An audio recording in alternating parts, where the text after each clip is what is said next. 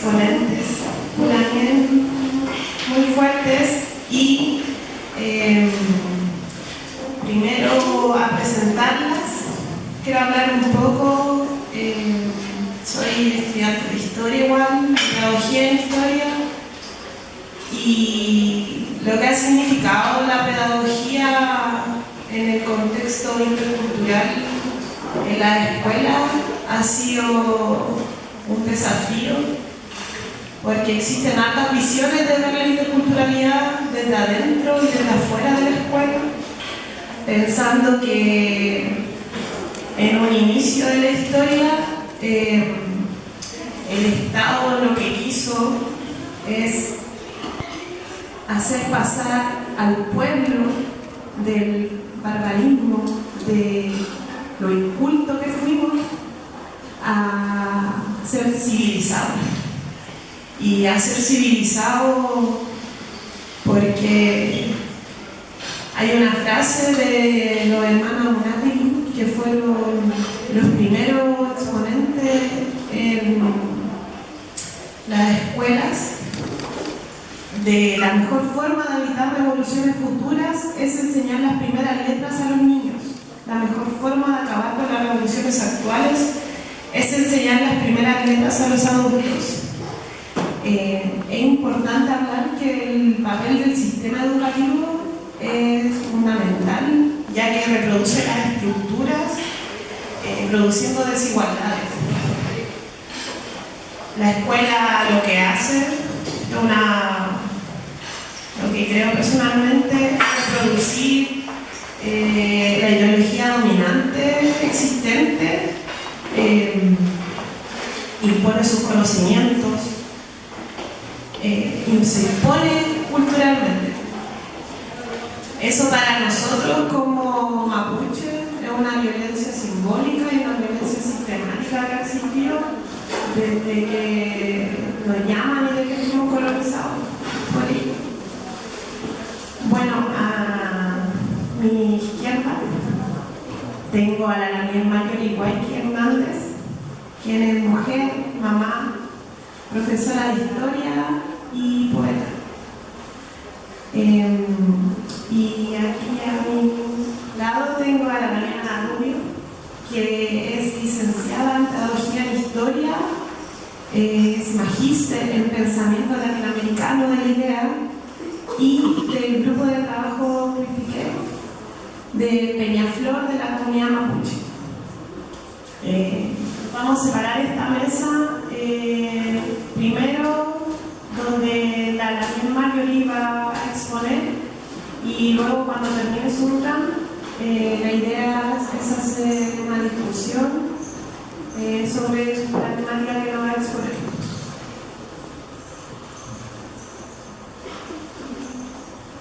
Marimari Compulamien, Marimari Compucheca Fray, Inche Marjorie Guayqui Minyen, Choyunya Santiago Guargameo, Choyunya Champuria, Huelutani Yuque, Mapuche Nyen, Feipi Mapuche Nyenche, Incheta Kimelfe, Yuque, Epel Cantufe, Café, Tanique Ayucodei, Tufachi Cagul, Tufameo Mutam, Peye.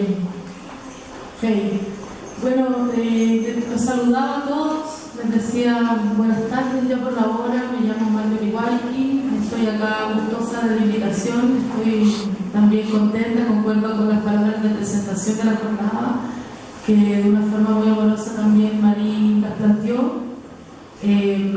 Creo que el tema que me invitaron a conversar, a dialogar con ustedes, es un tema muy importante.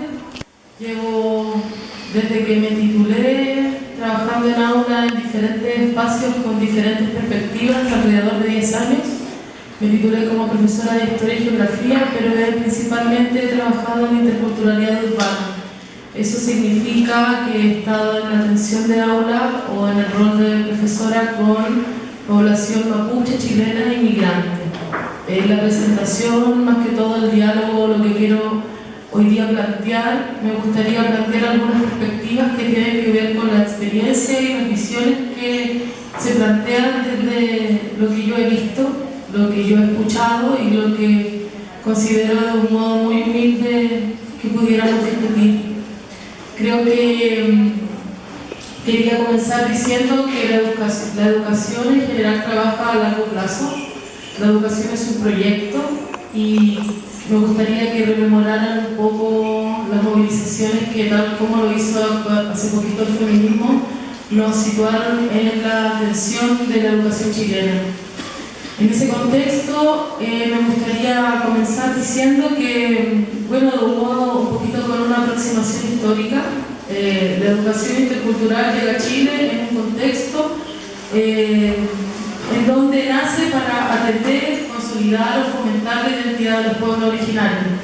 Recordemos que después de los movimientos indigenistas, la educación interculturalidad nace como una demanda de los pueblos, en donde el Estado de Chile considera una cierta retribución para fomentar, consolidar la identidad. Voy a hablar siempre en perspectiva mapuche, que es la que más conozco. En este caso, para poder consolidar la identidad mapuche y poder atender a una población y que pudiera seguir fomentándola. En esa perspectiva comienza a finales de los años 90, las primeras experiencias urbanas, que son las que más conozco, comienzan al principio del año 2000 y empiezan con unos programas de estudios que nacen de la política del PIB o del EIB. En esa iniciativa, la mayor demanda y la que sigue vigente hasta el día de hoy es la lengua y el mapuzungún. Que quiero decir que, por cierto, es una demanda muy importante y muy potente, porque un pueblo sin idioma y sin mapuzungún no nos permite resignificar ningún contexto, significado, ni tampoco posicionarnos en una perspectiva distinta. También desde la historia me gustaría considerar otra aproximación que tiene que ver con cómo se ve el mestizaje en Chile. En Chile en Chile se considera un mestizaje que viene desde Europa, que es una perspectiva netamente eurocéntrica, en donde se consolida un Estado-nación para validar la ciencia. Entonces, después de, como bien lo saben ustedes, estudiantes de historia, después de la consolidación del Estado-nación, se abren las puertas, especialmente con políticas que abrían a familias desde Europa, en donde venían a masificar conocimientos para, como bien lo decía Silva, elevar la condición de barbarie y dar un tono de civilización a esta sociedad chilena. En ese contexto ha quedado muy marcada una mentalidad muy blanqueada. Me gustaría también subir los puntos que tenían que ver con la mirada de Fanon y también una mirada de cinismo derrotista. El colonialismo en el fondo nos fue dejando, y como experiencia personal y familiar, una sensación de derrota y una autoestima súper deteriorada. En ese contexto, además de perder el mapuzungún y de perder el territorio en sí, la tierra o lo que podríamos considerar como un territorio de autocontrol, la educación comienza a hacer ciertos atisbos con unos programas de estudio, y vuelvo a ese punto, que son los que provienen del PIB. No voy a hacer solo un matiz, no es la intención de la presentación, pero el programa es un programa súper pequeño que dentro de la estructura del ministerio es súper poco, trabaja con unos fondos mínimos, tiene unos programas que dan una atención especialmente por horas en una escuela, en donde la educación intercultural, si lo vemos desde el punto de vista del trabajo, de la remuneración, se consiguen 3 pagos al año para poder en diferentes etapas o sensibilizar o trabajar el sector de lengua.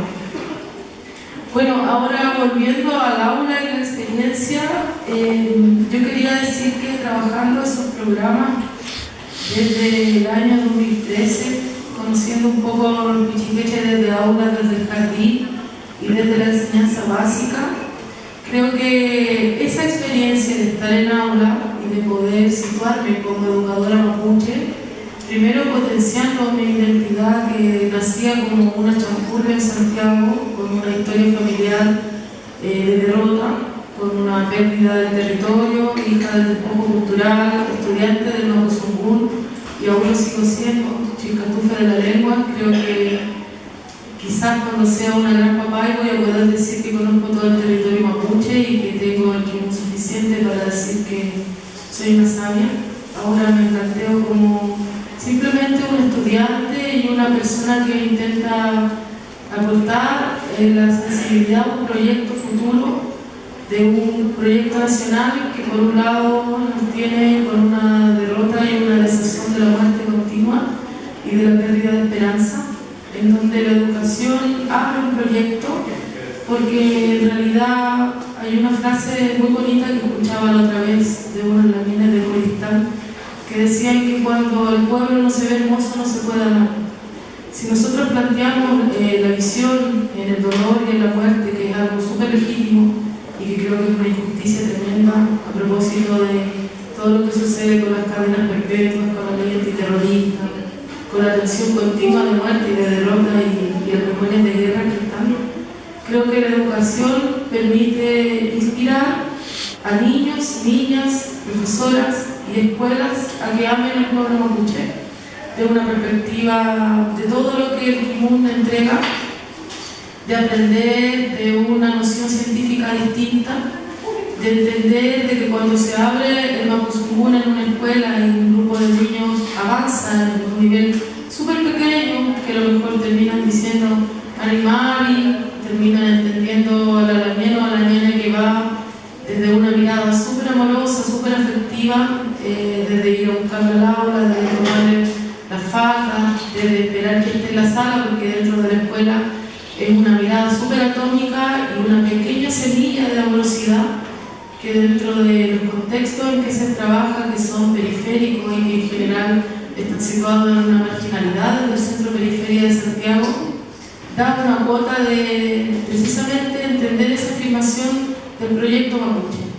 Yo creo que la mayoría de las personas que están acá, que comparten una familia mapuche, hemos crecido sorprendidas de la cantidad de afecto que puede existir, a pesar de desde fuera entender una noción de pobreza, de dureza y de muchas veces miserable, como que nos ven así como el pobre mapuche o la pobre mapuche miserable, o que está mal, o que lo golpean.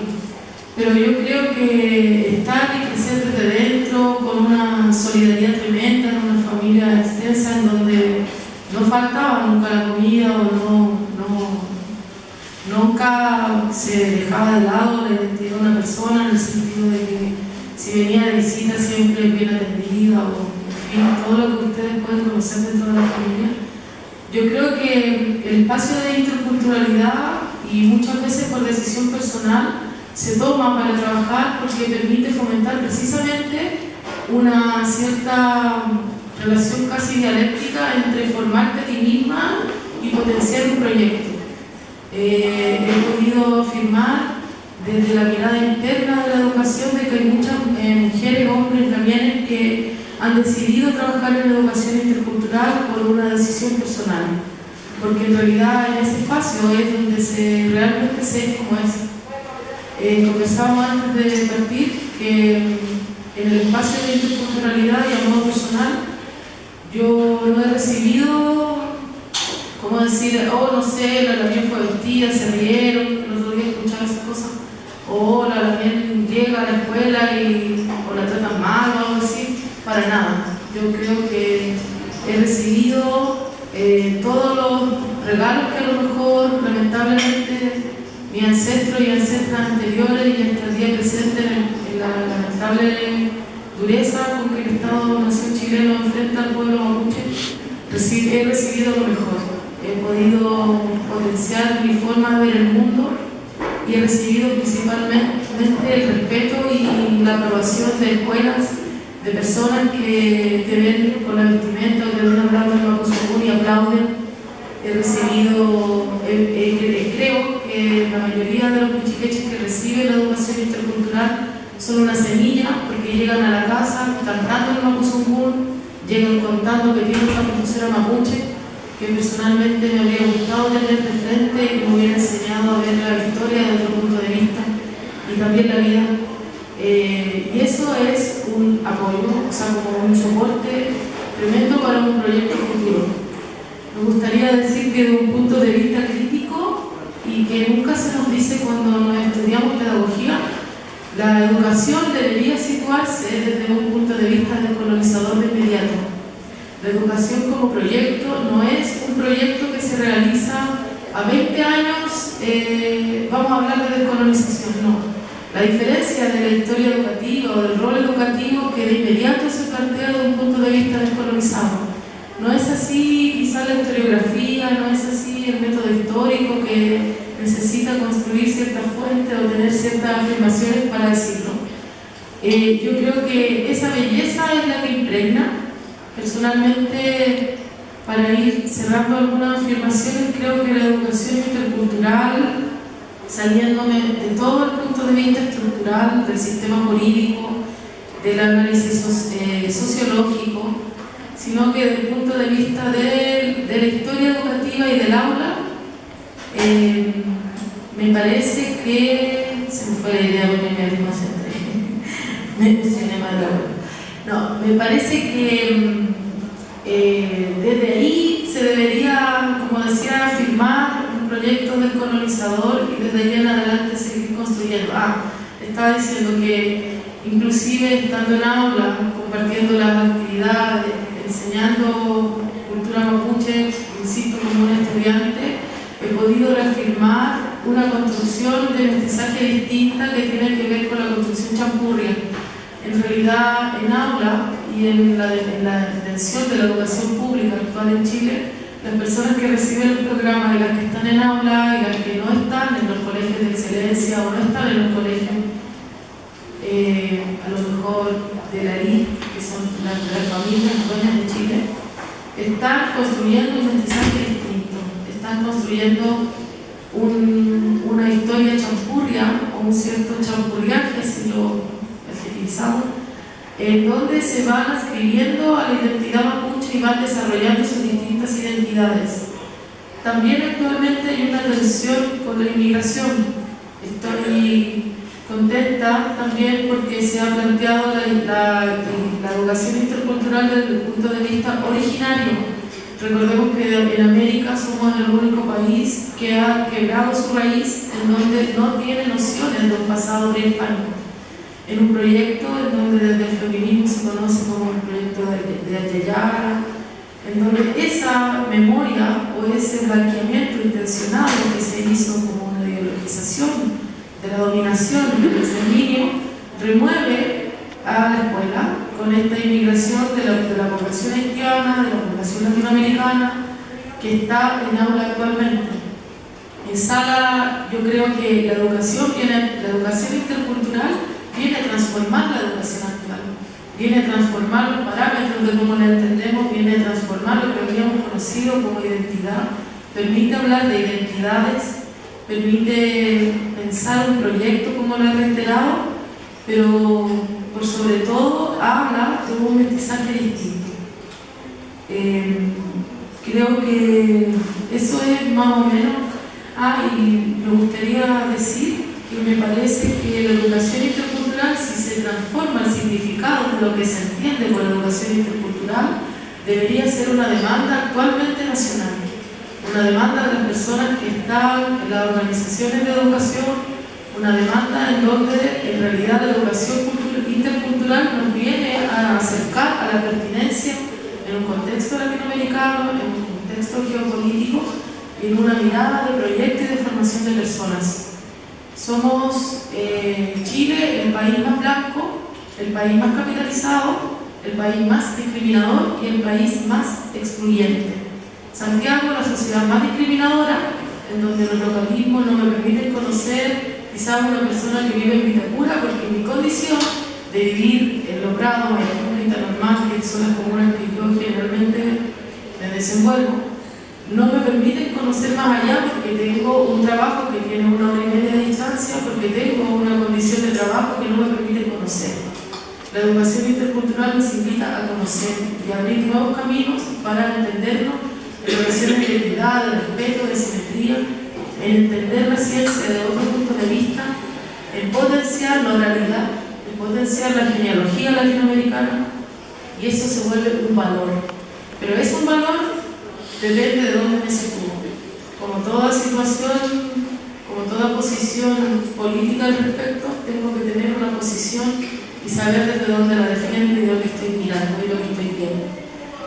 Bueno, eso es un poco lo que yo quería exponer. Yo les decía que iba a dar algunas afirmaciones para abrir un Nutram. Es muy interesante la invitación. Agradezco y me gustaría también cerrar de algo que me acordé. Cuando recién empecé a entrar a la sala, las niñas, me acuerdo de algunas niñas en la comuna de San Bernardo. Las niñas parece que son a veces un poquitito más avanzadas que los niños. Los niños igual son agudos, pero recuerdo una niña, pero sin caer en descalificaciones, pero recuerdo una niña principalmente que se acercó y me dijo: usted no es mapuche. ¿Por qué? Yo iba con mi vestimenta, iba con mi moñolón, con mi carigüe. ¿Por qué? Porque usted usa lentes. Y mire, dijo el libro, y sacó el libro de historia y mostró una también, como las papayas que están en la fotografía, y me dejó pensando un montón de tiempo, como muchas veces me pasa en sala, que de todo esto, a mí personalmente me encanta ser profesora, aprendo un montón y estoy ahí a pesar de que vale poco, a pesar de que tengamos un montón de situaciones de por medio, pero amo ser profesora y lo voy a hacer siempre. Me dejó pensando y dije: oh, esto tiene que ver con todo el estereotipo. Cómo una niña se da cuenta de la ilustración que tiene el libro y cómo me viene a decir a mí, diciéndome yo patudamente en sala de que soy una mapuche, y la niña ya lo estaba cuestionando.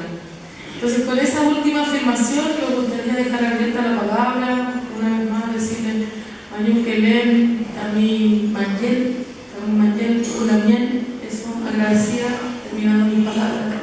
Dejar abierta la conversación para las preguntas, el diálogo. Eso. Gracias.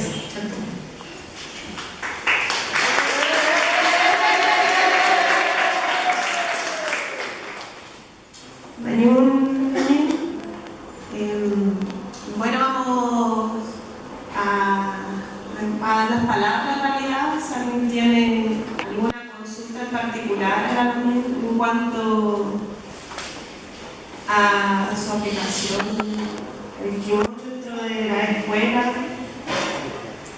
se abre la palabra.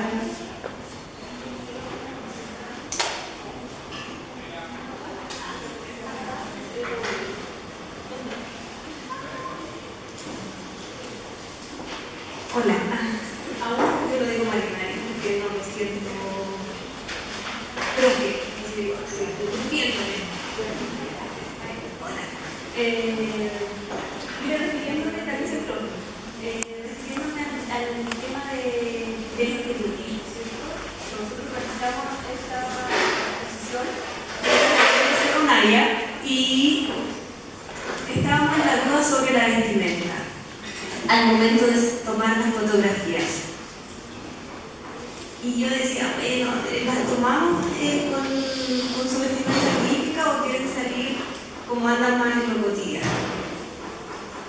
Y ellas, trabajando todas juntas, ellas dicen, no, vamos a salir con nuestra vestimenta. Porque durante mucho tiempo nos avergonzamos de nuestra vestimenta. Y ahora nos sentimos orgullosas de nuestra vestimenta.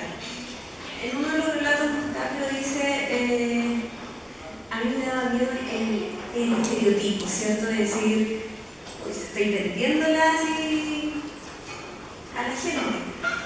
Y ella dice, no, porque yo cuando uso mi vestimenta digo que es un pueblo, lo hago visible y lo muestro.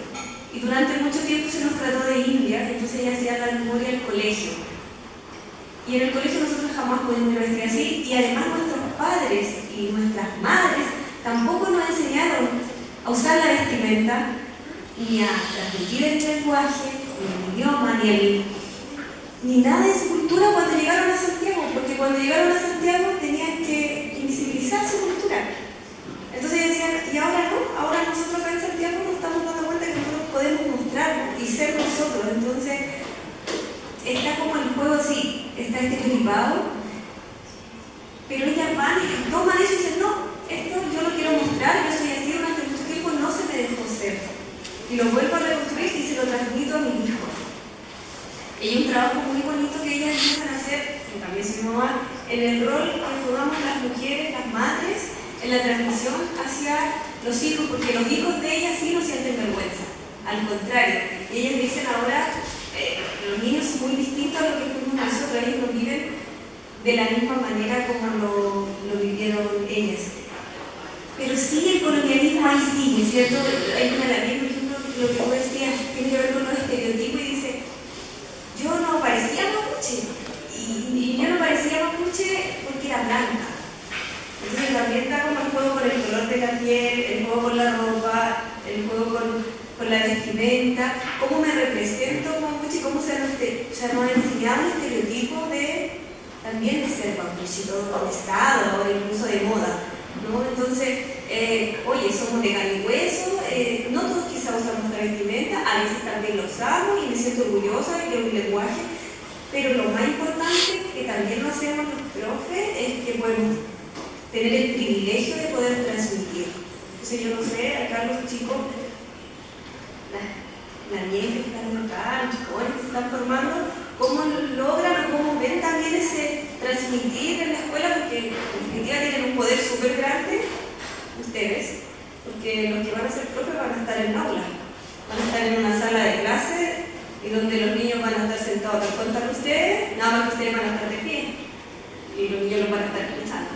Entonces, si han pensado como en el poder que van a tener ustedes también en derribar esos prejuicios para que cuando la Daniel vaya con lentes, o a mí me pasó cuando los Daniel mostraron en la biblioteca de Santiago, si me lo muestran, y una sobrina me dice, ¿usan celular los mapuches?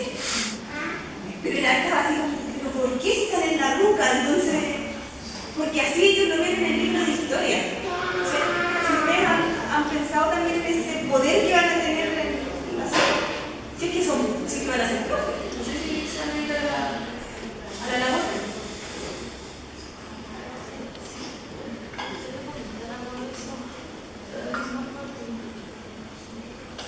No lo necesito, gracias. Igual como que me encantaría poder lanzar la conversación al contexto regional también, que creo que es súper importante, porque como que está centrando mucho en Santiago y en el Mapuche, dejando de lado el hecho de que en general la mayoría de la población mapuche vive en el sur. Yo soy profesora de historia, fui directora del internado Pehuenche, además hice clase de nosotros muchos años, me formé en la Universidad de los Lagos del Sur, una universidad del 75% de la población que es riquiche. Y por lo tanto la condición de cómo se da la educación es absolutamente diferente a cómo ocurren las cosas acá en Santiago, ¿verdad? Esto no es la realidad del sur, para nada. Así que creo que es importante recordarlo también. Porque si ustedes creen que aquí hay violencia, váyanse a las clases del sur. Los invito a Osorno, a Temuco, vayan, se los voy a recomendar. Entonces creo que es súper importante preguntarse primero que nada qué es educación. Y teniendo claro qué es educación, podemos preguntarnos qué es una educación intercultural mapuche. Porque si nosotros no tenemos claro qué es educación, difícilmente vamos a poder hacer una educación que esté preparada para el pueblo originario, dueño de estos territorios y ancestros de este país. Y creo que eso es súper importante ponerlo en la mesa. Un ejemplo para mí, la educación mapuche no es un proyecto, para mí es una recuperación, es una búsqueda, es una purificación, es un hacer, es un ser mapuche. Y eso no solamente tiene que ver con la sangre, porque yo soy cuarta generación, por lo tanto yo podría decir soy una súper mestiza. A mí en el Alto Biobío me decían pariente. Entonces, teniendo claro eso, ¿qué es educación mapuche? Tendríamos que entender desde dónde construimos la educación. Y la lengua es importante, pero más importante aún es la cultura, es la tradición, es lo que se hace en el hogar, porque este Estado chileno es un Estado oligárquico, post-neoliberal, ayollado, con todos los ayollados que ustedes quieran, pero es un Estado oligárquico post-neoliberal. Y no está al servicio del pueblo indígena, nunca lo ha estado y nunca lo va a estar. ¿Cómo yo le voy a pedir un Estado como este que haga por mi pueblo algo que jamás pasa? Pensar lo contrario es no comprender la realidad. ¿Por qué la cultura mapuche ha podido vivir hasta ahora? Porque efectivamente ha logrado vivir en independencia este Estado. Porque increíblemente la cultura se sigue sosteniendo en la ruta. Se sigue sosteniendo en la ruta. Y en la intimidad. Y yo creo que ese es un punto axial de la nueva educación mapuche. El primer lugar de educación es la familia. El segundo lugar de educación es la comunidad, es el loft. Y el tercer lugar de educación es la educación que te da este Estado oligárquico o neoliberal que claramente no está al servicio de la comunidad. En mi pensar, puedo estar absolutamente equivocada, ¿me comprenden? Pero yo no le puedo pedir a este Estado chileno que desde principios de los tiempos ha hecho todo lo posible por borrar del mapa lo que construye al ser indígena, que ahora haga como un raconto y se purifique de sí mismo para ponerse al servicio de la indigeneidad. No, ellos no reconocen la otra edad. Nunca lo han reconocido, no la van a reconocer. Viven de la homogeneidad. Por lo tanto, ¿cuál es la alternativa para esto? Obviamente la autonomía. Yo fui a un seminario de cultura mapuche acá con los peñis y hay que reconocerlo, si no es que queramos ser terroristas, sino tiene que ver con terrorismo, tiene que ver con aceptar la realidad con lo que es autonomía y autodeterminación. No pueden construir una educación en algo que ni siquiera a nivel académico han logrado hacer. Ahora estamos aquí en esta universidad hablando de esto. Cuando yo estudié en la universidad en el año 96, era casi con punta y coba que te pudieran enseñar algo de José Bengoa, así como una lucha a muerte, así como con un texto de Sonia Montesinos, ridículo. ¿Me entienden? Entonces, efectivamente, la pregunta es para nosotros, porque bacán andar con el tarilón y la cuestión es estupendo, maravilloso, pero es la forma.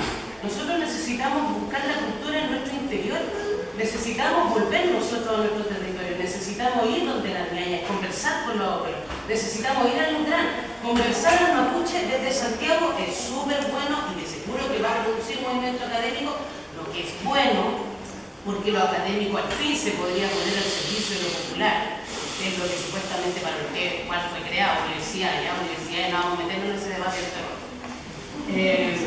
Pero efectivamente nosotros podríamos recuperar la comprensión de lo que es ser gente de la tierra. ¿Me entienden? Yo cuando supe que tenía una abuela picunche, yo dije, mi labor es irme a vivir al sur y recorrer todo lo máximo posible para recordar quién cresta soy. Y me quedé 11 años estudiando y me di cuenta de las diferencias gigantes que había. Desde irse desde Pucatlico y con el Tata Puenteado, ¿qué tenía que ver eso con irse a Kayaki, al Alto Bío Bío, hacer nada, donde me hablaban de las machis del sol? ¿Machis del sol? ¿De dónde? ¿De qué me está hablando? Versus después irme a Trovenalto y que ahí me hablaban de que los pillanes eran algo positivo. Entonces, de verdad, si nosotros queremos una educación intercultural, mapuche, yo no creo en la interculturalidad, yo creo en la multiculturalidad, lo primero que tenemos que hacer es descolonizarnos a nosotros mismos. Y eso implica recuperar las verdaderas formas de construir historia. Y eso es váyase a terreno, conozca a la gente, escuche a los papás, busque a los quinches. Porque la verdad es que si usted va a poner su conocimiento en lo académico, que recién de verdad se está abriendo a la otredad de los pueblos indígenas, dueños naturales de este territorio, va a perder mucho tiempo. Porque efectivamente ellos ya están colonizados, hasta las masas. Entonces usted tiene que ir a aprender del que todavía tiene algún rasgo de pureza frente a su cultura. ¿Me comprende? Y es una invitación, haciendo yo el gran proyecto mapuche. Yo creo que la recuperación y la búsqueda de la cultura mapuche como un ser, como un hacer, como un estar, como un construir.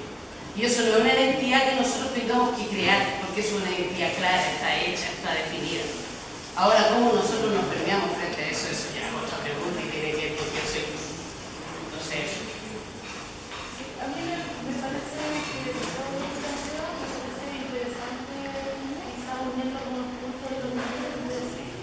Primero, el proyecto es el proyecto nacional. La educación, en el fondo, aporta a la construcción de un proyecto, que es un proyecto nacional de ver el territorio que nos circunda como un territorio distinto. Ahora,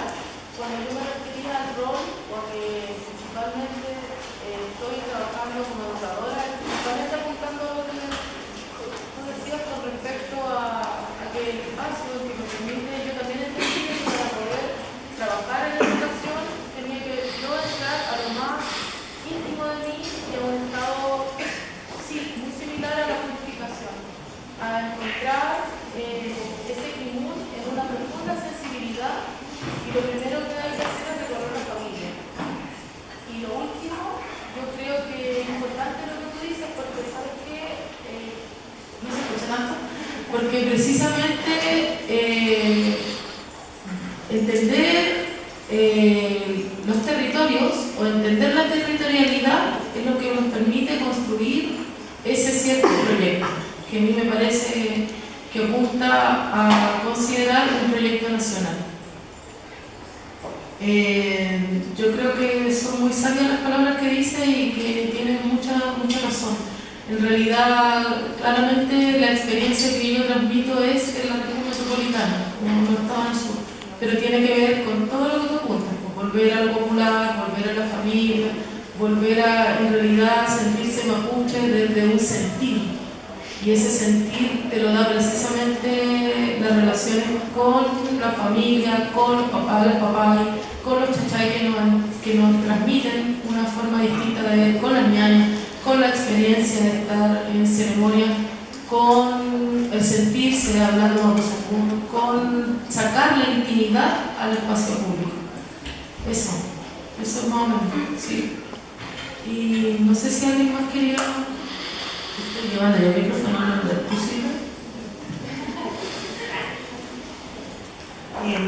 ¿Alguien más tiene alguna duda o quiere aportar con alguna idea?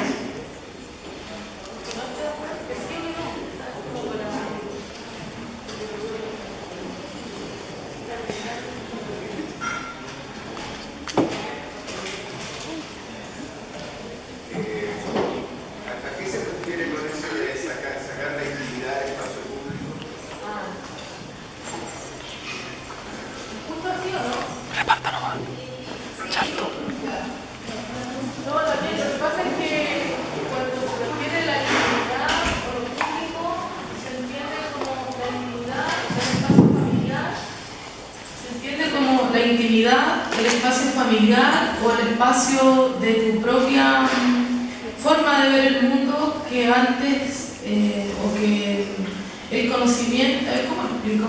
La intimidad está en tu familia, en tu hogar, en tu forma de ver el mundo, en tu noción de sí o en tu conciencia de sí.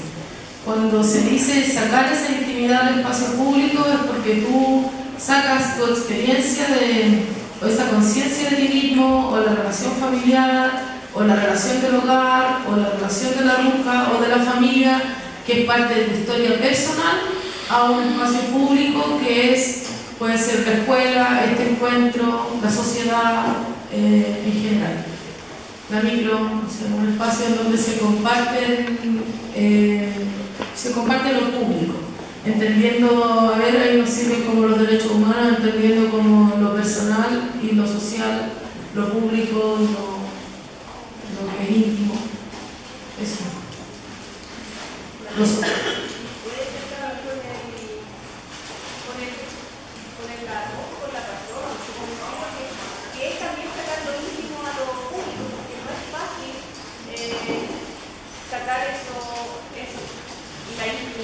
Y llevarla al espacio público, porque el espacio público también tiene que ver ahí con que te encuentras con otro al que durante mucho tiempo esa intimidad no quiso que se mostrara. Entonces ahí también hay una lucha importante de decir, bueno, yo voy y muestro esto íntimo y lo saco afuera. Entonces, no es llegar y sacar ese espacio íntimo y hacerlo y compartirlo entre otros, en espacios que han sido silenciados, policiados, oprimidos para poder, que no se les ha permitido tampoco. Entonces, siento yo que sacarlo público es una gran lucha que se puede dar.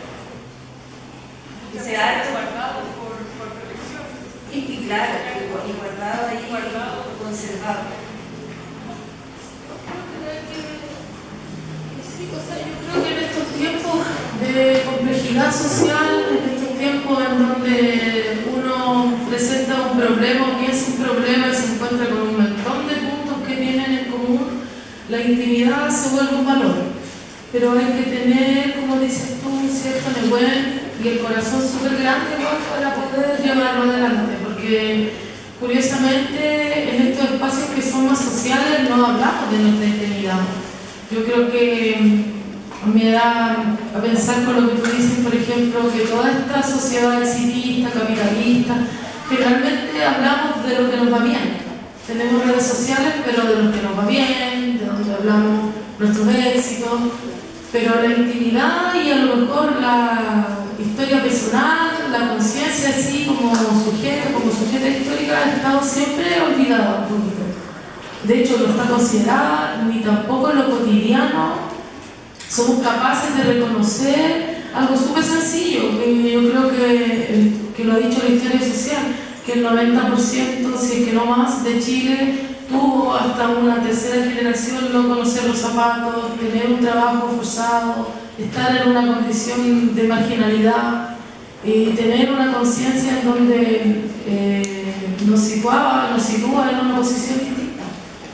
Yo creo que claramente hay que amar esa historia, hay que amar esa construcción de ti misma o de ti mismo para poder sacarla al espacio público y decir, miren, esto es lo que somos, esto es lo que nos está sucediendo y esto ahora es un valor.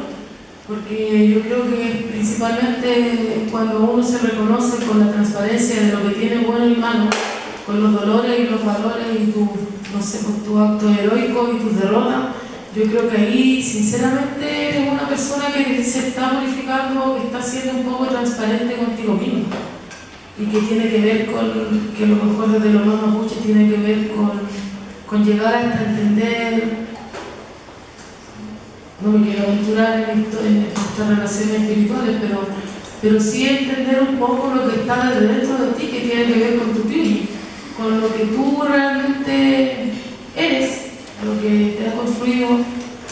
Yo creo que no toda la gente se atreve porque muchas veces nuestra intimidad es más dolorosa de lo que se piensa. No tenemos muchas veces tanto éxito, igual es una realidad de que se trabaja mucho, estamos súper endeudados, estamos pagando todavía carreras, la educación es pagada, la salud es pagada, los derechos básicos son pagados, la casa nunca se consigue hasta que la pagas toda la vida una casa, o pagas arriendo, o pagas dividendo. Y así podríamos hacer una historia de un montón de dolores y de penas. Entonces hay que ver ahí quizás cuál es el mejor lenguaje de la intimidad que nos permitiría hacer un valor. ¿A eso te referías?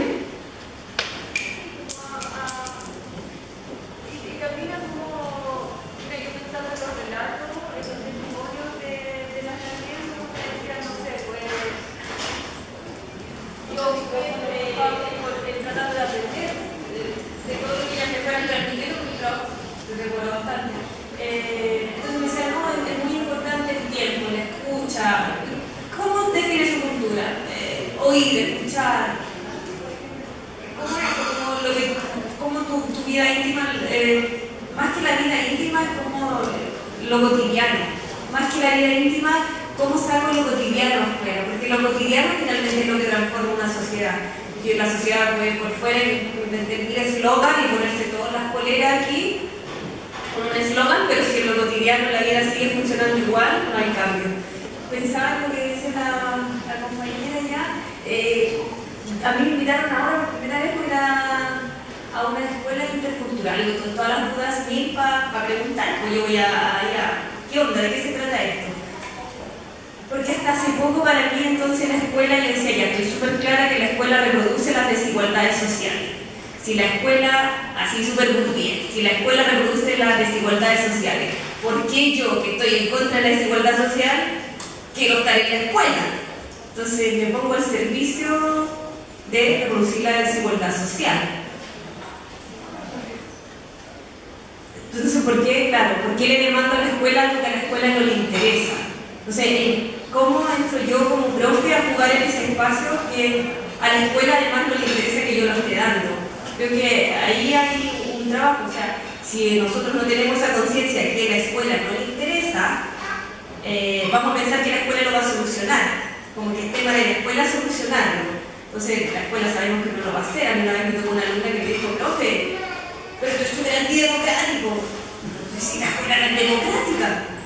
Ahora, si tú piensas que la escuela es democrática, ya entramos en otro campo de acción, pero esto no es democrático. Partamos de la base que la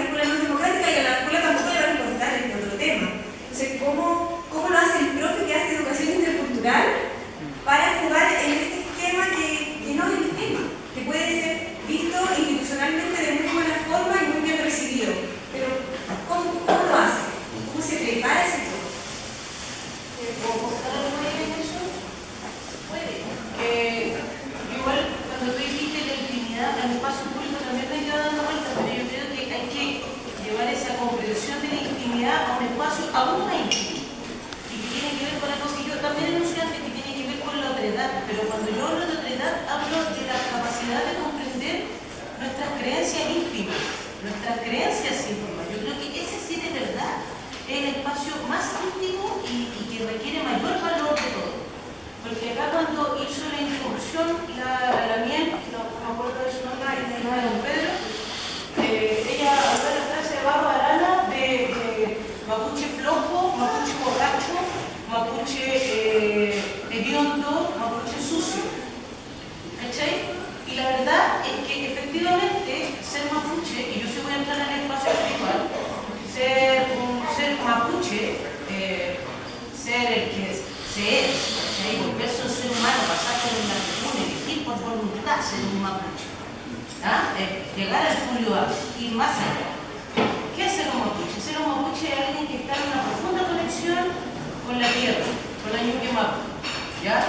Pero también con el buen humano, porque es un ser humano que habita muchas dimensiones. El mapuche no es un ser humano como nosotros vulgar. El ser un mapuche tiene una connotación psicoespiritual dada por el Atmuel y el mapu, que ya es pero feroz. Y hasta la ñaña que no sabe ni escribir ni leer lo tiene hasta las médicas, lo exuda.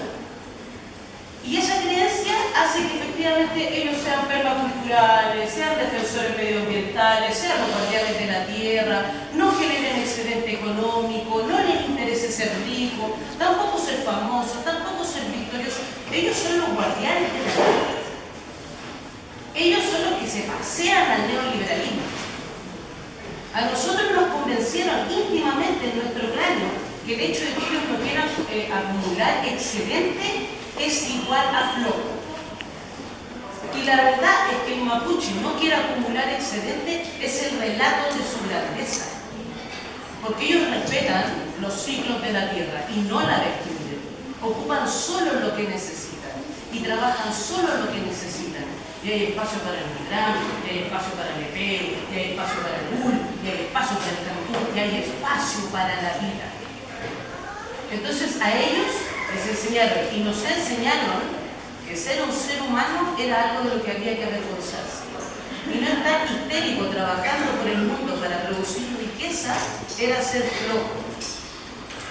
Entonces, si vamos a sacar el espacio de lo íntimo a lo público, mostremos que efectivamente su espacio de lo íntimo es decirle a este sistema que este sistema es destructivo, es avasallador, es absolutamente inhumano, y que efectivamente ellos trataron de demonizar a lo que el mapuche es en su creencia íntima, simplemente para desbaratar su manera de relacionarse con el otro. Entonces, si eso es sacar la intimidad mapuche en lo público, saquémosla por favor, pero a los botones, y ojalá que todos podamos empezar a hacer eso hasta por debajo de las piedras. Y implica, sobre todo, ¿cómo se llama? Entender que eso no significa que efectivamente no puede participar del sistema, sino que vive desde una sencillez y desde una simpleza que le permite ser en lo íntimo libre de este sistema. Yo vivo en este sistema, pago luz, pago agua, pago gas, pago arriendo, todas las tonterías que hacemos todos, ¿ya? Pero soy libre de este sistema, yo lo elegí. Y para mí, ser mapuche, fíjate, el regalo más grande que me ha dado es enseñarme la libertad. Si hay algo que yo respeto al mapuche es que el mapuche es libre hasta las masas. Y increíblemente el hecho de que todos tengan diferentes creencias, que si tú vas desde Tromel a Cholchol y de Cholchol a Mayamaya y de Mayamaya a Cachilla Victoria, tienen creencias relativamente diferentes. Pero eso es su grandeza, porque son singulares y son únicos y no necesitan imitar a nadie. Y por Dios que felices seríamos todos si no tuviéramos que al fin intentar imitar a alguien. Que nuestra creencia fuera válida simplemente por existir. Eso, como para imprimir. Ferey también, disculpen también, pero vamos a dar pronto a una expositora, entonces